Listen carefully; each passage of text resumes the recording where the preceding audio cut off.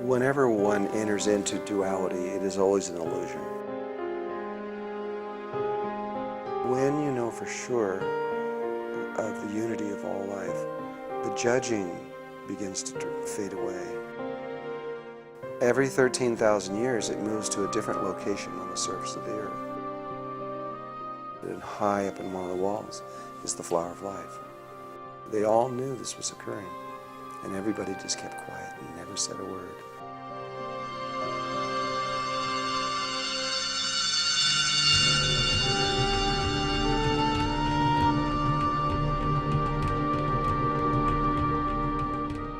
There is a way that if you are connected to Mother Earth and Father Sky, you can just stand there and not even be concerned. And so Melchizedek consciousness is back on this earth, helping to find ways to get every last single person through to the next level of existence. And there has never, ever been a time when we haven't found a way. Drunvalo Melchizedek is a Druid name. It was chosen for me by others, not by me. And what Drunvalo is in Druid terminology is a little tree that grows by a creek. So there's Drunvalo trees. They're little trees, and they just usually by small little streams. But Melchizedek is also Druid. The Druids felt that Melchizedek was one of their most important aspects, and that they felt that Melchizedek lived in the center of the earth. This ties into many of the indigenous philosophies around the world. But on a bigger level, what it is that when this universe was created, and at this point I'm using words, and you can't really use words to talk about what I'm talking about. And so it's limited, and you must understand that there are no words that can really truly describe what I'm about to say. So this is an approximation. But when this universe was created, it was created in such a way that God decided to step into the creation and experience it directly in a different kind of way than God had before. And when God stepped into this, and there was nothing, there was no planets, there was no stars, there was absolutely nothing. In fact, it was the void, which science now calls 0 point. It is the vacuum with nothing in it whatsoever. So there was nothing. And but when God stepped into it, the vibratory frequency of the name of God stepping into it is called Melchizedek. It's a vibratory frequency. And then the instant later, and there is a time sequence, the Christ was created. And Melchizedek and Christ are intimately connected together. This is why when Jesus started to do his ministry, he couldn't do it. He couldn't do anything until he became part of Alpha and Omega Order of Melchizedek, because he had to connect to the Melchizedek aspect in order to complete this, what he had to do here. But the moment that the Christ was created, a third component was created, that which is both the Melchizedek and the Christ, and that we have no name for on earth, but the Hindus call it the Supreme Personality. It is that which is greater than both, or the summation of both the Melchizedek and the Christ together. And so there was this trinity, there's three aspects of things that almost instantaneously went bing, ding, ding, but there was an order. The Christ is the body. It is the physical aspect of all of creation. So the planets, the stars, the suns, the people, and everything that we can see, and even everything we can't see, all of that is part of the Christ. It's the body of Christ. And so there were these evolutionary steps that began through the Christ, but from Melchizedek. And what happens is life, there's a cycle of evolution where the higher consciousness is dropping down lower and lower and lower into levels of consciousness that are being developed, and they keep, every time they develop them, they go lower and they go lower and they go lower. And where we are right now is as low as you can get. This is the bottom. And so there are Christ levels and Melchizedek levels that have gone all the way down to where we are now. And so they weren't involved in ascension, they were involved in descending. Now we are about to go back.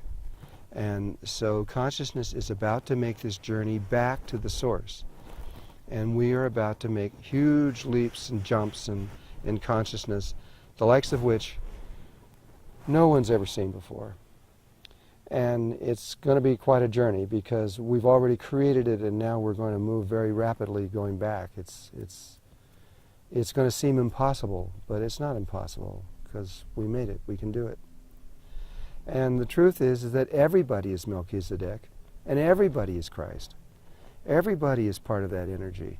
Everybody has God within us. The idea that there is people that are greater than other people is simply not true.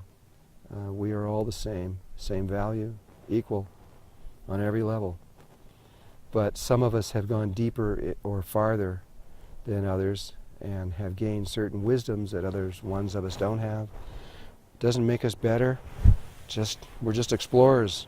And now we're coming back. We're all going to come back together at this point where poof, none of this exists.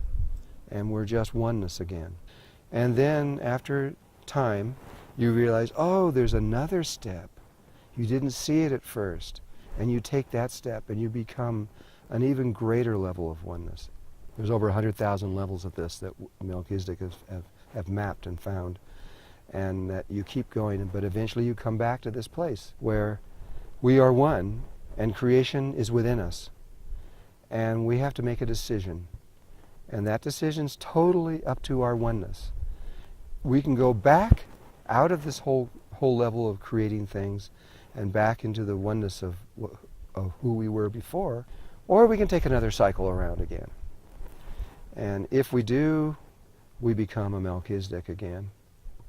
And life instantly uses us because we now know how to live in all the dimensional levels and sustain ourselves.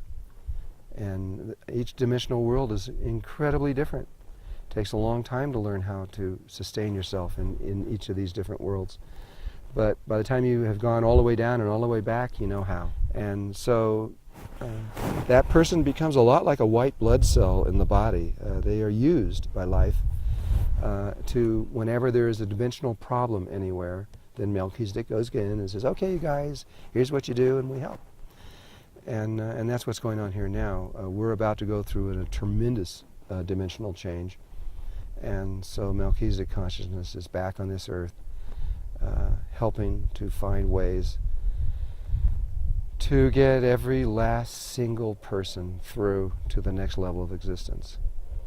And there has never, ever been a time when we haven't found a way.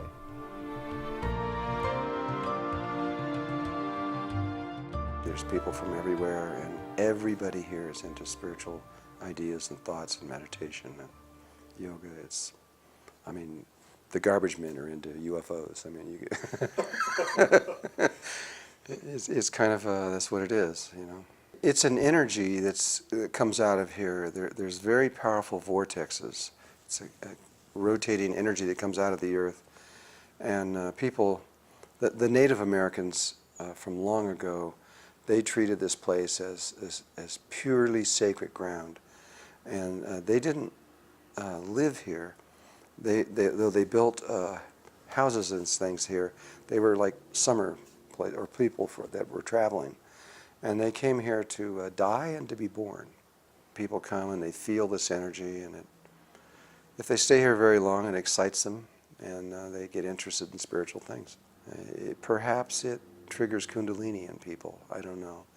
But there's something here. When I was doing work years ago with people, I used to do lots of workshops here. And part of that workshop is clearing emotional work. And I discovered right immediately doing emotional work here is different than anywhere else, because in other places to get the person going took a lot of energy.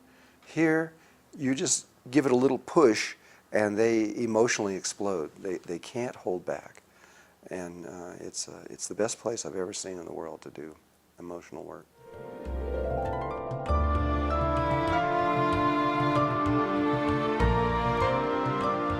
I've been teaching meditation since 1984, and I've been traveling pretty much ever since then. It's become, when my books came out in 1998, The Ancient Secret of the Flower of Life, that was volume 1, that expanded people's interest in what I was doing greatly.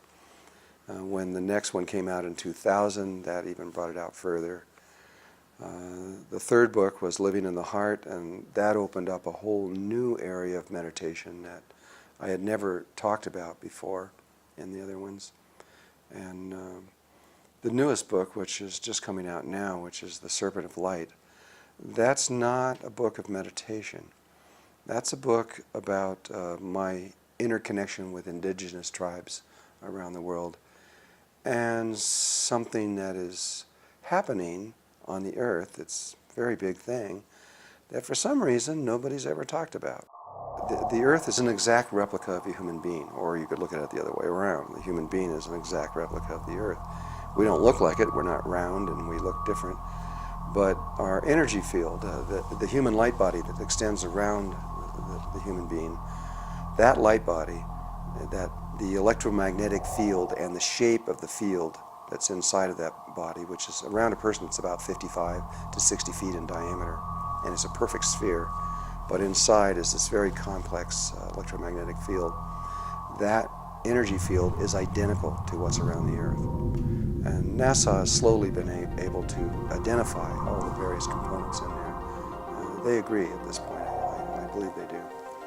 And because it's the same, because we are the same, the way energy moves through our body is also related to the earth. And so almost everybody is familiar with a sexual orgasm, but not everybody is familiar with the Kundalini rising, which is another form of orgasm. It's the same energy moving up a different channel. And when it moves up a different channel, it has a different purpose. The sexual orgasm is primarily for creation, procreation. It has much bigger levels to it that we're not aware of. And the Kundalini, its purpose is to awaken you to God and to higher levels of consciousness. Once you've had a Kundalini experience, you can't stop. You don't have a choice. You have to keep searching for that, and you will all your life once you've experienced that.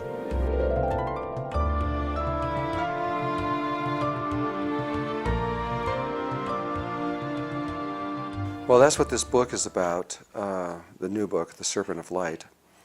The Kundalini of the planet, from a human being, it comes from the base of the person and moves up their chakra system, and it moves like a snake. It moves in a sine wave signatures. It moves up the body, and in the earth, it comes from the center of the earth, the very, very center of the earth, which is the base chakra for the planet, and it comes up again in the same kind of way, and it comes up to the surface, and it links.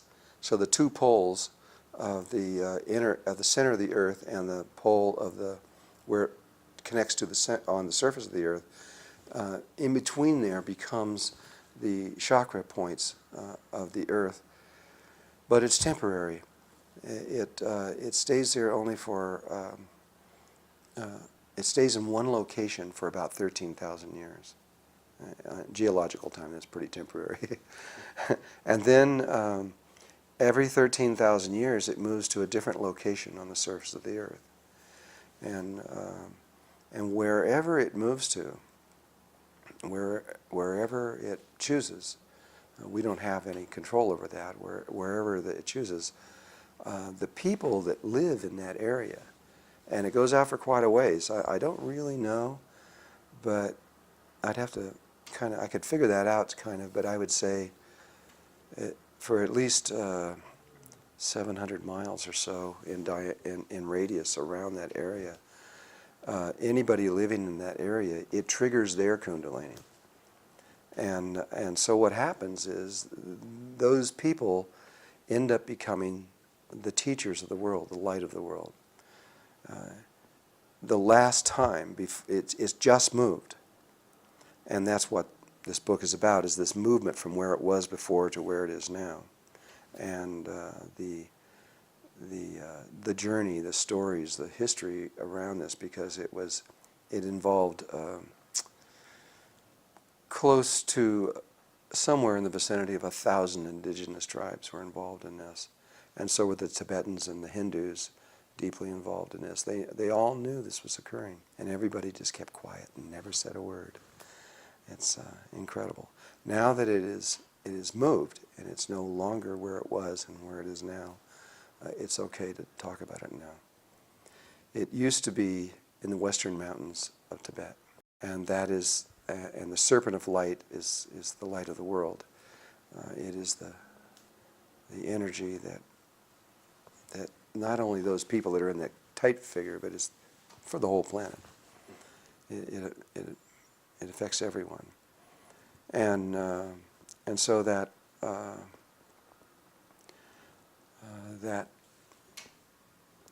energy was there in the western mountains of Tibet, in a remote area where there has never ever been civilization that they know of, ever, in very high up in the mountains, but down in a valley inside those mountains. And long ago, 13,000 years before this time, someone built a huge white pyramid over the spot where it was located. It's the biggest pyramid in the world. It's bigger than the Great Pyramid or any of them. And I was fortunate enough to speak with the exploration team that found this pyramid. And they came to me, it's in the book, but they came to me because of something they found there. The pyramid, they said, it took them 6 months to get to it. And it's under snow the entire year. So a white pyramid under snow. But 2 weeks approximately out of every year, the snow melts and you can see the pyramid, and then it's under snow again. And so they had to time their trip to get there perfectly, and they did. Actually, the first time they did it, they didn't do it right. They had to do it differently the second time, and they made it. And the pyramid has no, they said it looked like it was built yesterday. It was flawless. It was perfect. All the casing stones were on it perfectly. No one has seen it. And there's no writing on it. There's no hieroglyphics. There's no pictures. There's nothing except for one thing. And unlike the Great Pyramid, it's not sealed. There's an opening. It's open to the world to walk into. And you walk in, and there's this huge inner room inside of it, and high up in one of the walls is the Flower of Life. Wow. And it's the only thing that's on there. And so, since I was teaching about that, that's what they said, what does this mean? And why is that in there? You know, and that began, that's how this, the Serpent of Light story began. That was way back in 85 or 86, some back in there. The Flower of Life is found all over the world. The Mayans knew about it here. It's at Chichen Itza, and it's at another location. They brought me down into a pyramid to show me there. But first place I found it was on a 6,000-year-old wall in Egypt, where the very first well, I had already known about the Flower of Light before we found it anywhere, because the spheres of light, or the angels, had been teaching me for a long time on the sacred geometry and how it all worked. I mean, I remember when I was first month after meeting them, they had me create a little star tetrahedron, which I think is like this little thing right back here. And I made it out of 8 little triangles of cardboard, and I put it together, and I had it in my hand. They made me make it. And then they go, and I made it and said, well, okay, now what? I mean, this was like, what is this stupid little thing, you know? What is this, you know? And they were saying, well, it's really important. And so it took me a long time of studying of sacred geometry and understanding before I was able to get to the place to know what I know now. And eventually, the study of sacred geometry, no matter where you begin or who you are, I don't care what planet you're on or where, it doesn't make any difference. If you keep studying sacred geometry, you will always end up with the Flower of Life, because it's the key to everything, and it is the container of all other sacred geometry. It has everything in it.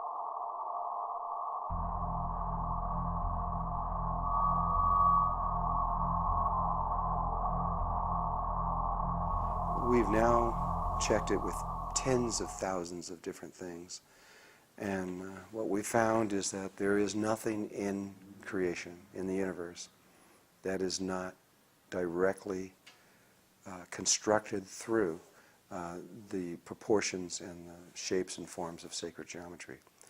Even things that you would never think were geometrical. You know, if you look at crystals and you look in there and you see the atoms and how they're all arranged, you say, well, okay, I can see that.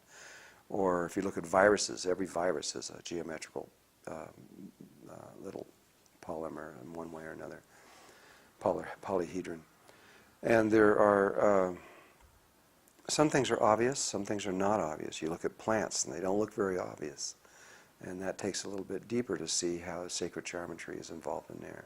Fibonacci is intimately related to how organic chemistry is unfolded, because the key that is behind everything in the universe is the golden mean, the ratio of 1.61803339, and it goes on forever. And that ratio is something that is crucial to life.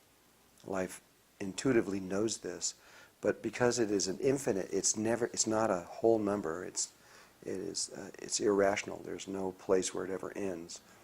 Life can't work with things like that. So it discovered another way, and that is called the Fibonacci sequence.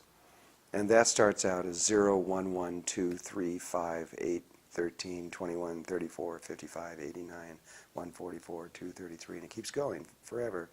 And if you look at three numbers like 3, 5, and 8, if you have 5, you just look at the last number where it was before, it was just 3, and then you know what the next number is 8. And so life can determine how growth is just by wherever it's at. It can look where it just was, and it knows where it's going. But the reason it's important is because if you divide 3 into 5, you will get a number very close to 1.618. But if you divide 5 into 8, it gets closer. 8 into 13, it gets closer. 13 into 21, it gets closer. And so by using that particular sequence, life continues to move closer and closer and closer to this golden mean ratio. But each time it makes a growth, it actually gets closer to the perfection of that number, because that last number it just was divided into what it is now is always closer than the set that it was before. It doesn't take very long. 13 into 21 is really close to the golden mean. If you divide 144 into 233, you're really close to it. And as things get farther out, they become so close that the human eye can't tell the difference.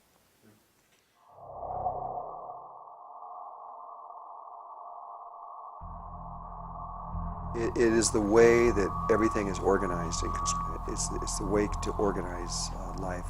All of your lattice structures of metals and all of chemistry and everything of that nature are all, without exception, based on sacred geometry. And you really can't understand what's going on in chemistry or physics or architecture or anything structural without understanding sacred geometry. If you don't know that, you are missing the most important key to creation, because you can't understand what it's trying to do. It not only does that, but it links one subject to the other. No matter what subject you're talking about, it's geometrical. And so once you understand the geometries that some subject is using, and then you look at a completely unrelated subject, you could take music in one case and perhaps emotional problems. And how can music and emotional problems be related? They're intimately related, but I can say that about any subject. Because if you look at music, it's all geometrical. It's all mathematics. A lot of physicists think that's the core to everything, but mathematics don't exist on their own.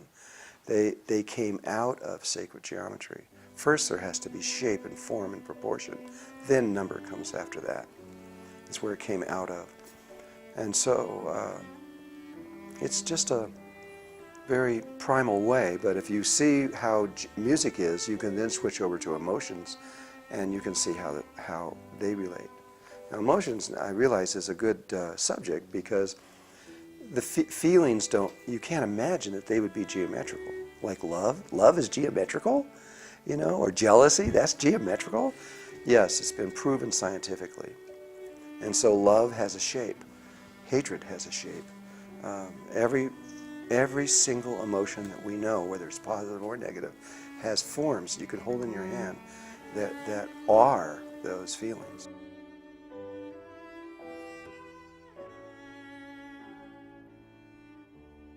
I wasn't trying to prove anything to anybody at all in the world, just myself. And I wanted to make sure, before I went any further, that there was only one God. You know, different religions have, oh no, there's more than one, and each religion says, no, my God is the only one, yours is wrong. And that was what I was trying to do. I wanted to make sure that this was one coherent thought throughout everything. And by the study of that, at one point, it became very clear to me that there was a single mind that created the entire universe, a single thought. And it can be reduced down to a simple sphere. That's all it is. And the flower of life, which we showed you, is the relationship of how spheres can interlink. And when you get to 19 of these spheres, then the image pattern becomes such that things become very, very clear. But if you slowly work back through the geometry, you come up with that every single thing in existence is inside of a sphere. And there's another set of knowledge that is as old as this universe is. If you take 13 spheres that come out of the flower of life, there's a way you can pull them out. And those 13 spheres are called the fruit of life, is the name I gave to them, because there are 13 ways you can take male lines. I haven't said this. Female lines are curved. They're circular, zigzaggy. Anything that's a curve, that's female. Male lines are straight. And so if you take these 13 circles and you superimpose male lines over them, and there's 13 ways you can do that, they produce 13 different systems of knowledge that create all the little tiny details that are found throughout the universe. And once there was a point there where I got into it, and I said, well, okay, I got it. No matter what we look at, no matter where we go or how we do it, it all comes back to this same pattern. And every single crystal, there's hundreds of thousands of crystals, but every single one of them comes down to the 5 platonic solids, which are one of the sets of the 13 sets of knowledge that comes out of the fruit of life. And so once I realized, okay, it was a single, whoever created the universe, it was one thought, one person, one mind. And when that happened, what we now know is that there's two sides of your mind. There's a left and right side. It's what's called the corpus callosum links across. And when you know for certain that, I mean, every cell in your body knows that for certain, something happens to you, you change. It is a consciousness shift that takes place. I've seen it, I felt it and known it myself, and I've seen it in many people that have gone through this. At that point, your search for unity and of all life everywhere becomes far more focused, because you know for certain. Duality is purely an illusion, and that illusion manifests itself in all kinds of ways around our life, and we think it's real. We judge everything. That's good, this is bad, man, that's neutral, and we keep going through all these different things. Everything that happens to us, we're constantly have this little thing that's judging. When you know for sure of the unity of all life, the judging begins to fade away. You begin to realize that it is an illusion. And almost all these spiritual religions and systems that have been developed throughout the world are all aimed at breaking down that polarity, of finding a way where you can see the unity.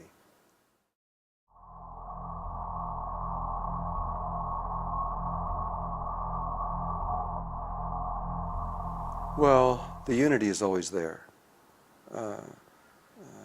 It whenever one enters into duality, it is always an illusion. And it's a stage of consciousness. We've got consciousness levels themselves down to sacred geometry. And you can actually see it. It has to do with the squaring of the circle. If you take the square, perimeter of a square, and then make that equal to the circumference of a circle, that gives you 1.6180339, and the golden mean appears. And there is a pattern of geometry that you can show that as the circles and squares expand out of what's called a geometrical progression. It starts with a little circle and square, and it gets bigger and bigger and bigger and bigger. As these things progress out, there's very definite points where they become very close to the golden mean. And as they expand out further, they keep getting closer and closer, just like the Fibonacci sequence does. And so there's a point where life becomes focused at one point, where humankind becomes focused anyway. And that level is a unity consciousness because it's very, very close to the golden mean. And those would be people like the Kogi in Colombia, or the Aboriginals in Australia, or the Waitaha in New Zealand. Some of the very, very old tribes that go back much farther than our archaeologists have ever dreamed. And at least according to them, and I believe them. And but they have a different DNA sequence than we do. They're different. You can tell. You could scientifically prove if they're in there or not. And then there's us. And that's the next level out from there. And if you measure our circle and square, the one that produces our level of consciousness, it's not even close to the golden mean. We are a disharmonic level of consciousness. But in the wisdom of the Creator, in order to get from the first level to the next level, which is also harmonic, we have to pass through this place we're in. And I see it kind of like a stone in the middle of a river. And you're trying to get from one bank to the other. The two banks are harmonic. And that little stone's not very harmonic. It's not a very safe place to be. And so you just land on it and you get to the other side as soon as you can. You don't stay there. You know, well, we've been there for 13,000 years, which is a very quick jump. And but if we stay where we are, we will kill everything because we're not in harmony with the rest of the universe or even this planet. And so our very nature of who we are is dangerous. But we have to pass through here. We have to be who we are. It's not wrong. It's not bad. It's just necessary. And then we get to the other side, and then we're into even a higher level of unity than we were in the indigenous people. And that is the goal of everything that is going on Earth right now.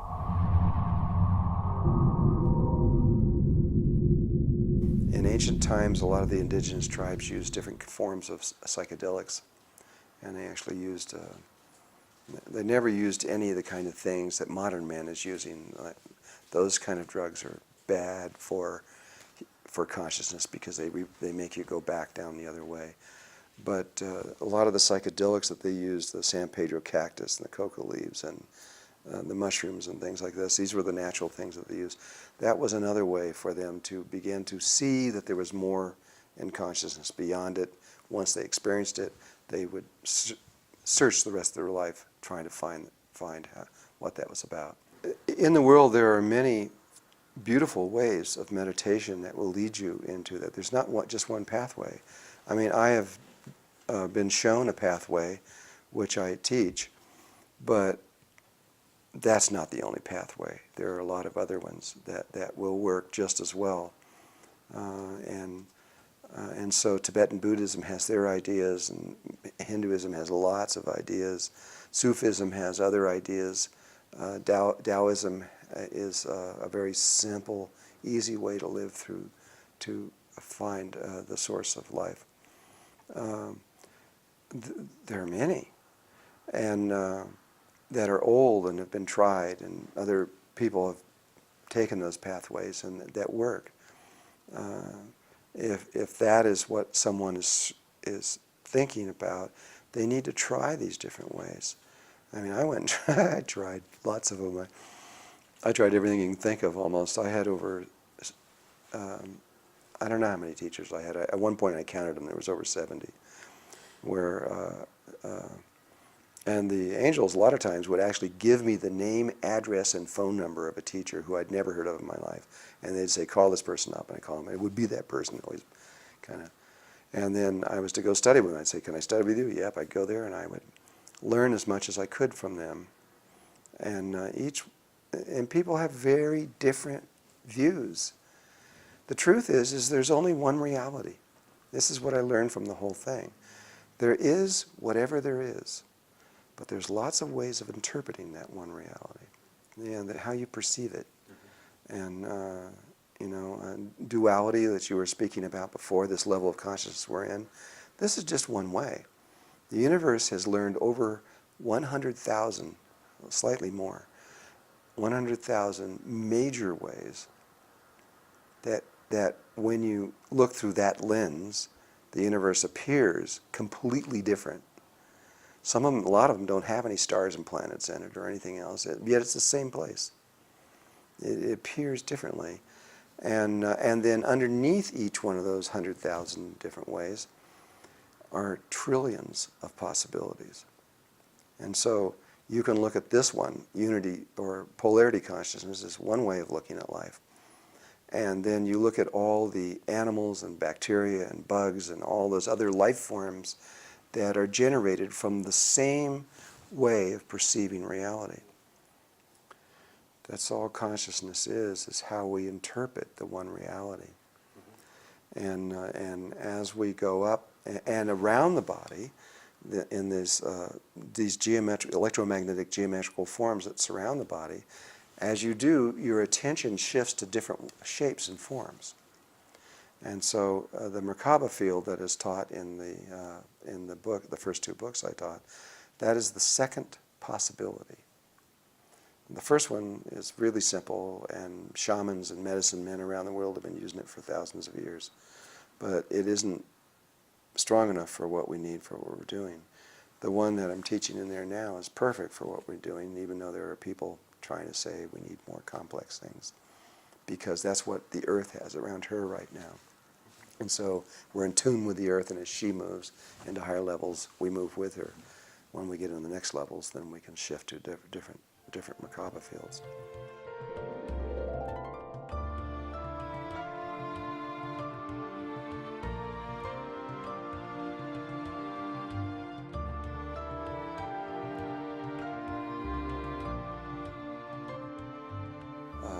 Global warming is connected to consciousness, and that would take a long time to explain, but everything that happens on the earth, the angle, the axis of the earth, and our orbit around the earth, all these things affect how we interpret the one reality that we were talking about. Global warming is nothing new. Of course it's happened before. We've traced it back 240 million years, and there's been a cycle going on for very long time. There's a man named Dr. John Hamaker.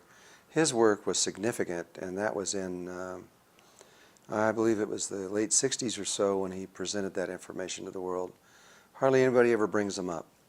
But he went around to ancient lake beds all over the world and took core samples that were 6 inches in diameter and 11 feet deep, and he could see back into about 200 and something million years in these core samples. And they can just read this, and what they discovered is that the ice ages have been very periodic. Basically, the ice ages are about 90,000 years long, and the warm periods are about 10,000. They actually range from about 8 to 12, but they're about 10,000 years long. And so you see, what they found in the lake beds was, you see 90,000 years, approximately, of no pollen, because it's just ice and no growth of plants or anything else like that. And then followed by a little period of 8 to 10, 12,000 years, about 10,000 years long, of where there's pollen, followed by another 90,000 years of no pollen. And it just went like a clock, going down in for millions and millions and millions and millions of years, hundreds of millions of years. And so, sure, this is nothing new. But to say that it's no big deal, when we go from a warm period into an ice age, that's a big deal, because the average temperature of the Earth drops to minus 50 degrees below zero average in 72 hours. And that's been scientifically proven. In 3 days, it drops. And so most of the life on the Earth, if that were to happen, would die, would perish. It's always happened that way. It's part of life. It's the way Mother Earth has set it up. So we can't say it's bad or wrong. It just is. And so those people were able to track exactly what the Ice Age was tied to. And we now know it's not a theory. Well, everything is a theory in a way, because we never know what life is going to do for sure this next time around. It's like the sun coming up in the morning is a theory, even though it's been coming up every single time. Maybe this time it won't. You don't know that for sure. Yeah. But the probability is very high. And what John Hamaker found was that the ice ages were tied to minerals, the minerals that are in the dirt. When we can start on the end of an ice cycle. When the dirt all over the Earth, all over the world, runs out of minerals, and it's finite. There's a certain amount in there. When they run out, the trees begin to die, and they get weak, and diseases start coming up. The pine trees here in the United States, they say the beetles are killing them. It's not the beetles. If you go deeper into that, there's 6 diseases hurting those trees, and those trees their immune systems are getting weak, and the beetles just come in and finish them off. But if they were healthy, the beetles wouldn't be able to do this. And so, when the trees begin to die, the forest fires begin to happen, and every acre of trees, just an average acre of trees, holds 50,000 tons of carbon dioxide. And so when these forest fires go through millions of acres, it's releasing massive amounts of carbon dioxide into the air, which begins the greenhouse effect.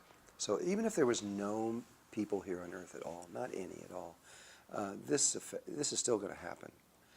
And so the plant life holds all of this massive amount of carbon dioxide. As it dies and as it burns and goes into there, it goes back into the atmosphere, and that begins the greenhouse effect. We just happen to be adding to it. We're accelerating it. We're cutting several hundred years of our life off by what we're doing. We don't know exactly how much, but 300, 400, 500 years, we may have been able to go longer. But because of what we're doing, we're bringing the ice age closer to us by adding more carbon dioxide into the atmosphere. At the end of the ice age, or at the end of the warm period, which is what we're at right now, we've been 10,000 years of warm. And when we get to the end, the minerals run out, the trees die, and everything, and it goes up in there. The greenhouse effect begins to happen, and that begins to warm up the oceans. And right now, the oceans around the equator are like 86 degrees. That's not normal. They're very warm. That produces vast amounts of water. It goes in the air, tracks over, goes to the 2 poles, and begins to build the ice up. But at the same time, the warm temperature begins to melt this ice. And so now there is another factor in this which Dr. John Hamaker didn't understand. And that is the ocean currents and how they hold the weather patterns. The patterns that we know, like, in Germany they have a certain time when spring comes and when, certain days, and it's different all over the world. Sahara Desert doesn't get rain. But 13,000 years ago, the Sahara Desert was a rainforest. And so things change. And why do they change? Because one of the reasons, not the only one, but one of the reasons is that these ocean currents change. We tend to think that the way the life has been on Earth for the last 150 years is the way it's kind of always been. But in fact, the climate that we're now living in is only 150 years old. That's it. Before that, we had an entirely different climate, and that was because the ocean currents in the 1300s slowed down in the Atlantic Ocean, causing what in history they call the Little Ice Age. And it was a temporary time of a drop in temperature because the ocean currents, which we'll explain in a minute, control these weather patterns, and it began to slow down. That causes, like in the United States, that causes the eastern seaboard to go extremely cold and the west, where we are now, to go into a drought. And so you can begin to trace all kinds of things. When it went into the 1300s, by the 1770-something, when our country was, when George Washington was here, and you look at paintings of him going across the Delaware, you see these giant chunks of ice floating down the Delaware because we were in the middle of a mini ice age taking place. But it only lasted from 1300 to 1850. And then the currents kicked back in again, and we're back into a warm climate all over again. The Anasazi, which are another ancient group of people that lived here in the United States in the Four Corners area, they can't understand why they disappeared. They say, well, why did it look like they just left in a single day and disappeared? But they didn't tie the weather pattern breakdown at that time. And what happened was there were 46 years without a drop of rain in this area. And they had no choice. All the underground aquifers and everything else dried up, and they had to leave. We could see from the satellites and from the things that the ocean current, especially the Atlantic Ocean current, was slowing down dramatically and had reached a stage of slowdown that was equal to the way it was in the 1300s, meaning that we would be followed by at least a mini ice age very quickly after that. That would be devastating to Europe, because the only reason that they have a warm climate is because that current flows north with the heat from the equator and warms up that area. Mm-hmm. If the Atlantic, what is called the Gulf Stream, were to slow down or stop, it would be devastating to Europe, unbelievably devastating to them. By 2005, there was no doubt this was occurring, or actually 2004, I think it was, when we figured out that we had enough data then that there's no doubt. It was even changing shape because it was slowing down so much. And I went on to German television. I told them, you guys are in a lot of trouble, and you have to begin to plan. They became very angry with me. I got all kinds of hate mail and emails and everything else saying I was crazy, didn't know what I was talking about. But I got letters from Sir David King, who is the eminent scientist who was under Tony Blair, who said that every word that we were saying was accurate and true, and that he agreed with us, what we were saying. And Andrew Marshall out of the Pentagon, Bush didn't want him to talk about this stuff, but he did it anyway, and he published in February 7th of 2004, he published in, Fortune magazine, all the secret papers of the Pentagon about weather. He showed how the satellites only 30-something years ago of what the North Pole looked like, and it's like this, and then he shows it in 2004, and it's 42% melted. And the following year after that, the biggest ice shelf at the North Pole broke apart. It was an ocean of water, literally melted and broke apart. You see, as these minerals run out and they start causing the greenhouse effect and heating up the oceans, they start melting the poles. And when the poles start melting, the ice at both the North and the South Pole is fresh water, not salt water. And what drives these currents, the motor that drives these currents, is not heat, it's salt. And so if you look at the Atlantic current, it comes up by the equator, and it comes up to the surface, and it's like a hot river flowing on the surface that heads north. And it keeps going north until it gets way up by Greenland, where as far as it can go, and then it drops to the bottom. And what's dropping to the bottom is the salt. And that's what's pulling the water up. That's the motor, is this salt dropping. When it gets to the bottom, it runs along the bottom. till it gets back to the north, and the heat rises back up, and then it comes back over the top. So it's a big three-dimensional circle going like this. You might just say a big three-dimensional convection current. But it is salt. Without the salt, there can't be any. And so as the poles melt and the northern currents are flowing billions and billions of gallons of fresh water, the ocean near there, the salt density drops. And so this thing doesn't fall as far, and it begins to slow down. And this is how this works. By May of 2005, I had alarmed Europe so deeply that they wanted to prove it, and England sent their submarines up to where these currents drop, and they actually measured them. They came back shocked to find that the currents had dropped by 80% of their normal flow. They were only flowing in May of 2005 by 20% of what they were supposed to be flowing. That triggered the entire European Union to come together and say, we're in trouble. Because that means that very, very soon, the kind of weather that they're experiencing is going to vanish, and it's going to vanish, if you go by scientific evidence, in 3 days. It's going to disappear. And all of a sudden, they're going to find themselves in an eternal winter that they will not see the sun again for 90,000 years. And this is the scenario that we know is going to happen because it's happened hundreds and hundreds of thousands of times in the past before. Time magazine came back with an entire issue that was a 1/4 inch thick. It was this huge thing. And they were saying, well, that I hadn't figured out the tree ring theories of what all this is about, meaning that it isn't just the Atlantic Ocean that's breaking down, it's all of them. And all the currents are beginning to slow down from this. And that means something much bigger than what happened in the 1300s. When that begins to happen, that is a true ice age, global, worldwide. And you know, Al Gore knows this, but he won't. I think he's afraid to tell the truth because the truth is scary.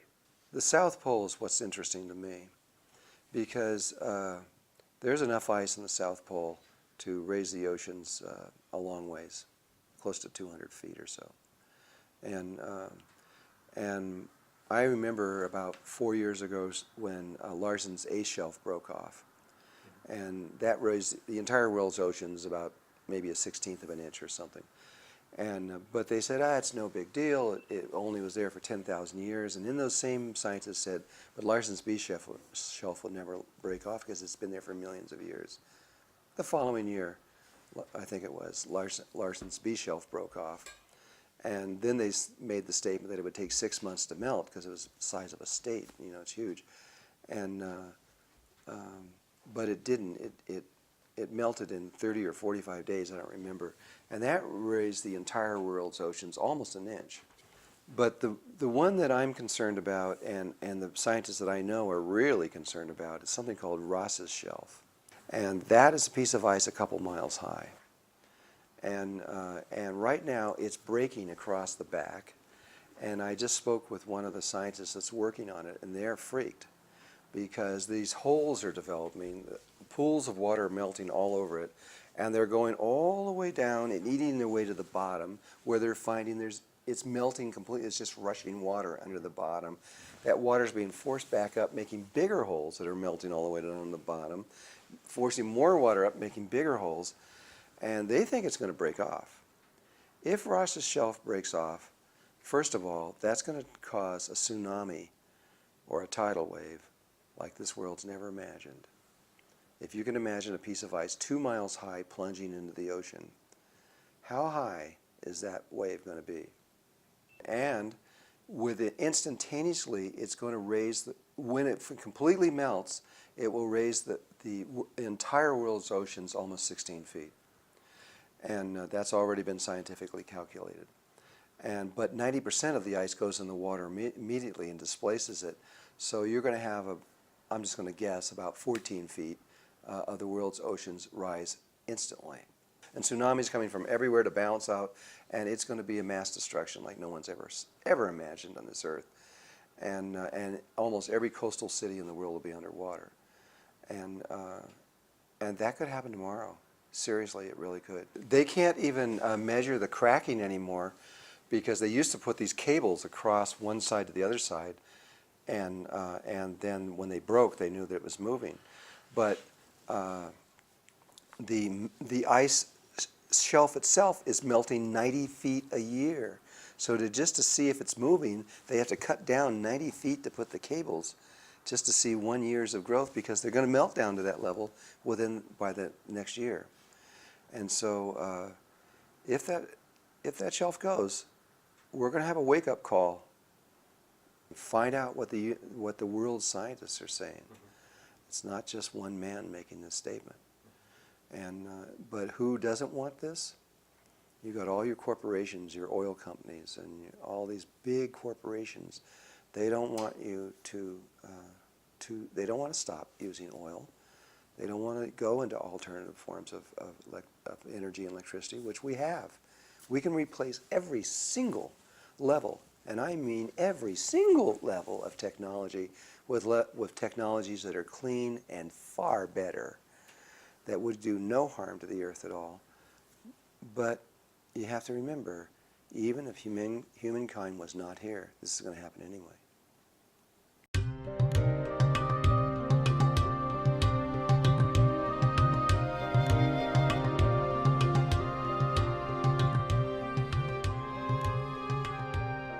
From what I've learned through the indigenous people around the world and about human consciousness, there is a way there is a vibration and a way to be. They all talk to me about this, that they know these things are coming.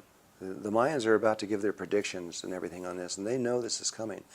But there is a way that if you are connected to Mother Earth and Father Sky through your heart in a certain way, that they all are discussing with me, that you can just stand there and not even be concerned. Because what happens is Mother Earth actually changes the reality around you. She selects these people that have this vibration, these people that are in their heart, and she keeps them alive. And this is one of the big secrets about all of this that has been known before. But people have been able to change the world around where they live based on their ability to stay within their heart. If you live in your mind, what the indigenous people are saying, you don't stand a chance. We have been working with what we call reversing consciousness, just like reverse engineering and things. We started with the human light body, and we've mapped that whole thing out. And then after that, we went into the internal brain structure of the pineal gland, the pituitary glands, the thalamus, etc., and how all of that works. And just as in most human beings, the Merkaba field, or the light body, is not working. It's like a seed. It's there, it's intact, but it's not actually functioning. Even when you activate it, there's still more to it, and it's not talked about in any of these books. This will be another book coming up that it took me a long time to understand this, and this is all indigenous people that taught me all this stuff. I mean, they know the inside of the brain better than most brain surgeons. It's amazing what they know about this stuff. There are 8 beams of light that come out of the head, or should come out of the head, if the head is healthy and functioning, just like the light body itself. If it's functioning, it begins to spin and do all these things. Well, these 8 beams of light are, on most people, have reduced to just this little colors that are around the head. They look like fog almost. But with a certain understanding, with a certain breathing and awareness that you do, these beams pop out, a sphere of light forms around the head, and you begin to glow, and you can scientifically see it. And that is part of how this outer world was created. There's a connection through all of this. There's 3 different glands and 3 chakras that have to be aligned, and when they are, and when they're functioning together, what is called your third eye opens up, and it is prepared to receive something from somewhere else in your body, which we now know is the heart itself. And hidden deep inside the heart is a little tiny space that Stanford, through heart math, is mapping and trying to describe scientifically what it is, where creation takes place. And this is where all these stars and planets, if you go back into a book called the Upanishads, 6,000 years old, it's 108 people that went into their heart and went from their mind back into their heart. And when they got in there, they just wrote about their experiences. That's all it is. But in there, they all talk about how when you go inside the heart and you're not in your brain at all, you're in your heart, and you look around, you open up, and there's the stars. All of them, exactly as they are here. There's the belt of Orion, the whole thing, just like the same feeling of depth of space, the same everything. And it's almost like the human body duplicated this reality. But what we now know, and what the ancient teachings all say, is that that's where it was originally created. And from that image of the stars and planets and the earth included, that image was transmitted along toroidal lines of energy that Stanford has found. This is a toroidal field. It is unique. As you can see, these different colors will come through and fold on itself. So this can not only turn this way, but simultaneously it can be rotating this way while it's doing this. There is no other shape in existence that can do this. This is completely unique. It's the first shape that comes out of creation. But this shape is around the human body, and it comes out of the heart. And it's a big one, and it's 8 to 10 feet in diameter. And then inside is a smaller one that's about this big, that's around here. And they know it comes out of the heart. Well, along the lines of this inner one here, the image that comes from the heart comes up along these lines, comes to these tubes of light that are out of your head in a very specific order, and receives them. They come into this pattern in here, they come out through, and then there's a geometrical field out right at your fingertips that Leonardo da Vinci discovered. And that one is the projection screen, basically. And the inner worlds of the heart are projected out through the mind out here, and then we think it's real. And we're really walking around in our mind. It's not really real. It's an illusion. And they've said this for 6,000 years. In Hindu, it's called Maya, which is illusion, which actually means not true. And the ancient teachers and enlightened ones from a long time ago knew this. And this is how creation takes place. This might be a good place to talk about this DVD that was out called The Secret. And The Secret is how to create through the mind, how you can actually create something. You can bring whatever you want to yourself, if you're inclined to think in materialistic ways, that you can bring money to yourself, or all these things that they were talking about. Or you can create healings for yourself, and you can make your body healthy. Or you could bring people to you want. And behind that, they talk about the law of attraction, where you are, you bring to yourself whatever you're thinking and feeling. You create a vibration, and that energy begins to come toward you. Sure, this is all true, but that's assuming that what is out here is the source of creation and is real. And it's also assuming something that they didn't understand when they wrote this, but which the Tibetan Buddhism did understand, and some of the other ones were clear on. The writing of the Secret is not new. They found, Greg Braden wrote a book called The Isaiah Effect, which was based on a scroll that was found in a clay pot from about 500 BC, near where the Dead Sea Scrolls were found. And it talks about the same exact information that is in The Secret, that your thoughts are based on logic, and you can go through where you place your attention and your intention, and your intention has 3 basic patterns of what happens with your mind, your heart, and your body. And if you engage all these things together at one time, yeah, you're going to get exactly what your intention is. But what the creators of The Secret don't understand is the instrument that the creation is being done through is the mind. It's the brain. And the brain is a polarized tool. You've got the left brain and the right brain. And then the left and right is the front lobes and the back lobes. And it keeps going through what I believe is 64 different divisions. The same 64 divisions of the 64 codons that are in the human DNA.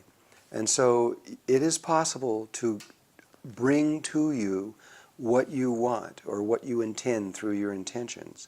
But what you will also get is the exact equal and opposite force coming from behind you where you can't see. Our eyes see this way, but we can't see this way.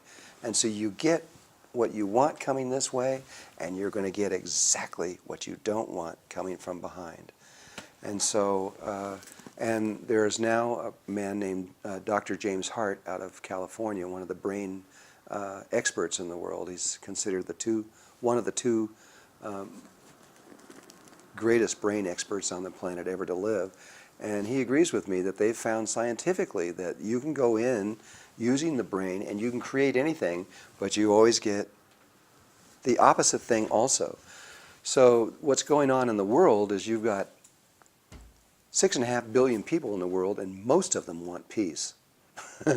I mean, you know, they're praying together, these huge circles of people praying for world peace.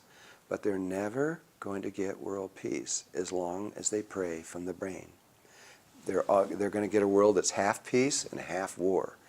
And it's just going to keep generating that half peace, half war until they learn to create in a different way.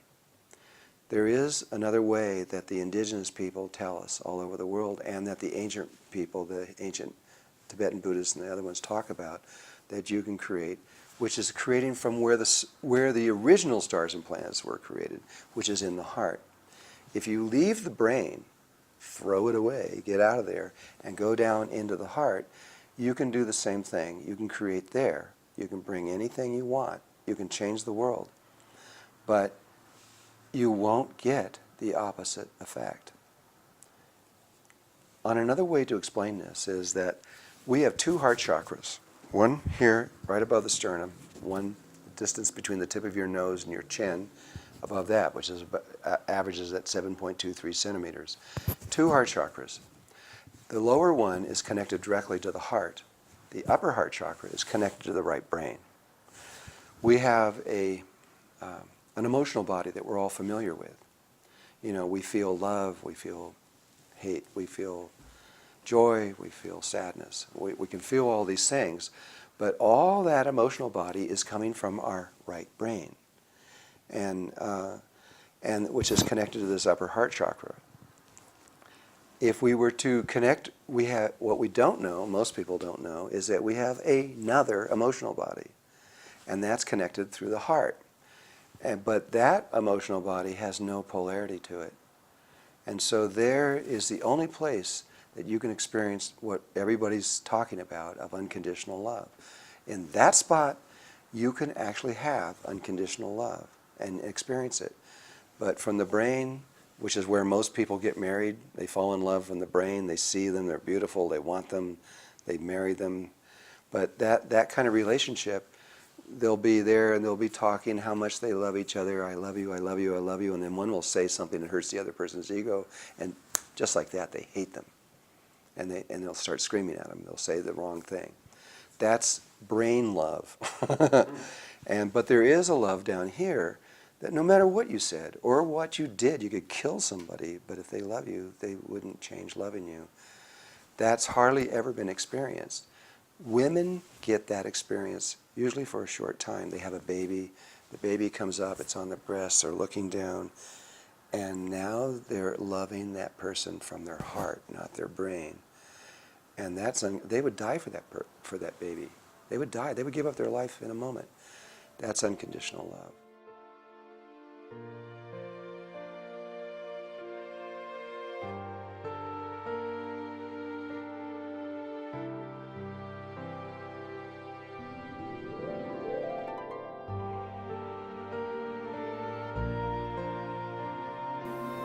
Well, in the last of this talk that we're having, I'd like to talk about this time that we're living in.